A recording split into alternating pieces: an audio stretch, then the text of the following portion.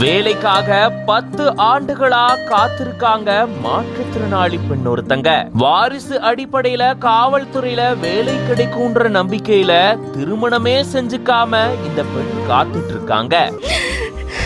முதல்வர் ஐயா, எனக்கு உதவி பண்ணுங்க. காவல்துறை டிஜிபி ஐயா, வேண்டி கேட்டுக்கிறேன், எனக்கு உதவி பண்ணுங்க. யாரும் இல்லாம நான் தவிக்கிறேன். ஒரு மாற்றுத்திறனாளி பொண்ணா, தயவு செஞ்சு எனக்கு உதவி பண்ணுங்க. வேலை போட்டு கொடுங்க, ஏதாவது ஒரு அரசு வேலை போட்டு கொடுங்கய்யா. என்னுடைய வாழ்வாதாரம் நல்லா இருக்கும். MA வரைக்கும் படிச்ச மாற்றுத்திறனாளி பெண் இப்போ வேலை இல்லாம வீட்டு வாடகை கொடுக்க முடியாம கஷ்டப்பட்டுட்டு வர்றது வேதனையை ஏற்படுத்தி இருக்கு. வாங்க இதை பத்தி விரிவா இந்த வீடியோல பார்க்கலாம். அம்மா அப்பா காவல்துறையில பணிபுரிந்து இறந்து போயிட்டாங்க. அம்மா கடைசியா திருவாரூர் நகர காவல் நிலையத்துல தூய்மை பணியாளர் வேலை பார்த்தாங்க. வேலையில் இருக்கும்போதே இறந்து போயிட்டாங்க. அது விஷயமா அந்த வாரிசு வேலைக்கு திருவாரூர் மாவட்ட காவல் அலுவலகத்தில் நான் வாரிசு வேலைக்கு விண்ணப்பித்தேன். நான் இதனால் இந்த வாரிசு வேலைக்காக திருமணமே செஞ்சுக்கல. 10 வருஷம் ஆயிடுச்சு. 11 ஆண்டுகள் ஆகுது எங்கள் அம்மா இறந்து போய். கிட்டத்தட்ட நான் தனியாக இருக்கிறேன். எனக்கு யாருடைய ஆதரவுமே இல்லை.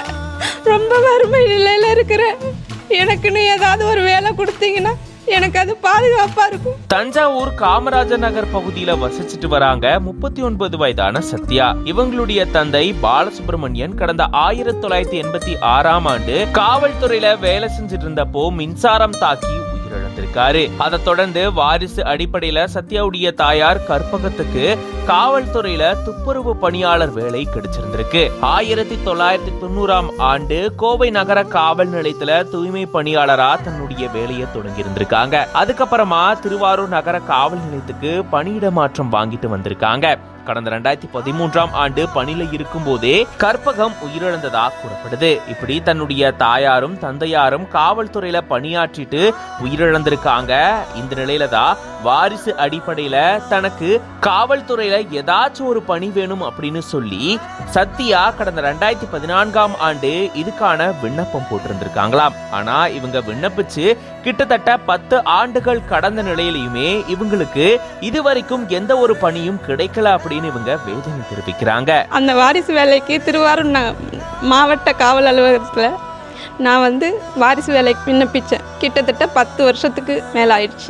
இதுவரைக்கும் எனக்கு வேலை இதுவரைக்கும் கிடைக்கல. கஷ்டமான சூழ்நிலையிலும் கூட இவங்க MA தமிழ் படிச்சிருக்காங்களா. இருந்தாலும் இவங்களால எந்த ஒரு வேலைக்கும் போக முடியாத நிலையினால இவங்க ரொம்பவே கஷ்டப்பட்டுட்டு வரதா சொல்றாங்க.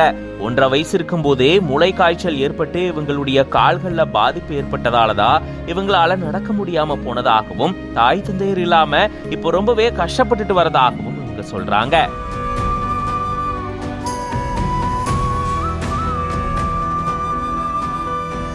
வாரிசு அடிப்படையில அரசு வேலை வாங்கணும் அப்படின்னா அவங்க திருமணம் செஞ்சுக்க கூடாது அப்படின்ற விதி இருக்கு.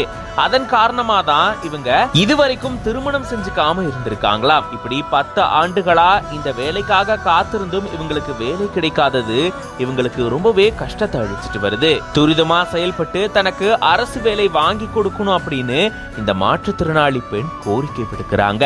வணக்கங்க, என் பேர் சத்யா. நான் மாற்றுத்திறனாளி, MA படிச்சிருக்கிறேன். அம்மா அப்பா காவல்துறையில் பணிபுரிந்து இறந்து போயிட்டாங்க.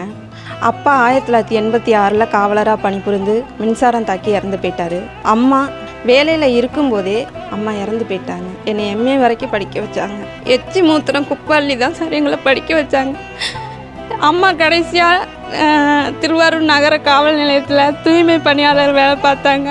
வேலையில் இருக்கும்போதே இறந்து போயிட்டாங்க. அது விஷயமா அந்த வாரிசு வேலைக்கு திருவாரூர் மாவட்ட காவல் அலுவலகத்தில் நான் வாரிசு வேலைக்கு விண்ணப்பித்தேன். கிட்டத்தட்ட 10 வருஷத்துக்கு மேலே ஆயிடுச்சு. இதுவரைக்கும் எனக்கு வேலை இதுவரைக்கும் கிடைக்கல. வாடகை வீட்டில் இருக்கிறேன். ரொம்ப வறுமை நிலையிலையும் இருக்கிறேன். யாருடைய உதவியுமே இல்லாமல் இப்போ கிட்டத்தட்ட 10 வருஷங்கள் ஆயிடுச்சு. நான் வாரிசு வேலைக்கு அப்ளை பண்ணி நான் எப்போ கேட்டாலும் அந்த டிபார்ட்மெண்ட்டில் வரக்கூடிய பதில் சீனியாரிட்டி படி வரும், வெயிட்டிங்கில் இருங்க, பெயர் பட்டியலில் வரும், தகவல் அனுப்புவோம், இந்த பதில் தான் சொல்கிறாங்க. தயவுசெய்து ஐயா டிஜிபி ஐயா, காவல்துறை டிஜிபி ஐயா, தமிழக முதல்வர் ஐயா, நான் இதனால் இந்த வாரிசு வேலைக்காக திருமணமே செஞ்சுக்கல.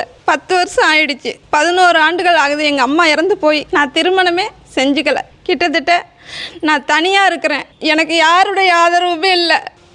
ரொம்ப வறுமை நிலையில் இருக்கிறேன். எனக்குன்னு ஏதாவது ஒரு வேலை கொடுத்தீங்கன்னா எனக்கு அது பாதுகாப்பாக இருக்கும். முதல்வர் ஐயா, எனக்கு உதவி பண்ணுங்க. காவல்துறை டிஜிபி ஐயா, வேண்டி கேட்டுக்கிறேன், எனக்கு உதவி பண்ணுங்க.